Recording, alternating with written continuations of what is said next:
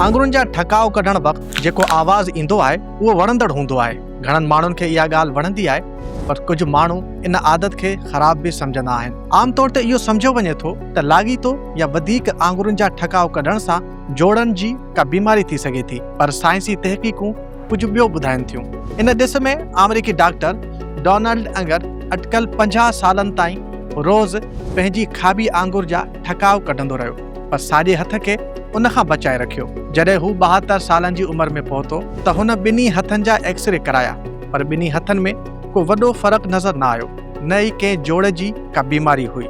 इन मां इहो ज़ाहिर थिए थो त ठकाव कढण जो को नुक़सान न आहे, पर अव्हां इहो बि ज़रूरु सोचियो हूंदो त नेठ ठकाव जो आवाज़ किथां ईंदो आहे।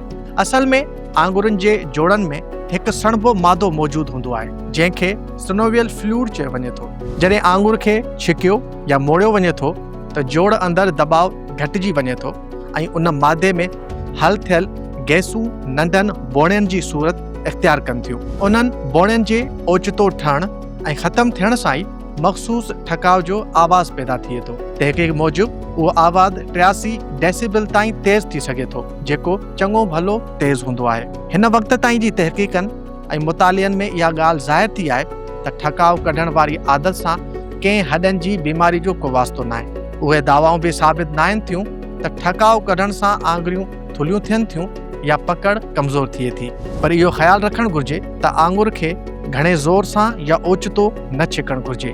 कंहिं बि तकलीफ़ जी सूरत में डॉक्टर सां सलाह करणु घुरिजे। माहिर हिकु ॿी अहम ॻाल्हि बि ॿुधाइनि था त आंगुरनि जे भेट में ॻिचीअ जा ठकाव कढण हसास मामिलो आहे।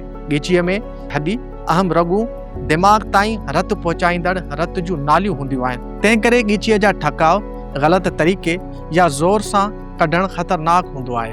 कुझु माण्हुनि खे आंगुरनि जा ठकाव कढण खां पोइ कुझु वक़्तु जोड़नि में हरकत ऐं सुकून महसूसु थींदो आहे, पर उन जा सबबु मुकमल तौरु सम्झण लाइ वधीक तहक़ीक़ जी ज़रूरत आहे। आम हालतुनि में आंगुरनि जा ठकाव कढण अजाई आदत सम्झी वञे थी ऐं उन सां कंहिं तकलीफ़ जो ख़दशो साइंसी तौरु साबित न आहे थियो, पर जेकॾहिं सूर, सोज या हरकत में तकलीफ़ थिए त उनखे नज़र अंदाज़ न करणु घुरिजे। जॾहिं त ॻिचीअ जा पाण मुरादो ठकाव कढण खां पासो करणु वधीक महफ़ूज़ आहे।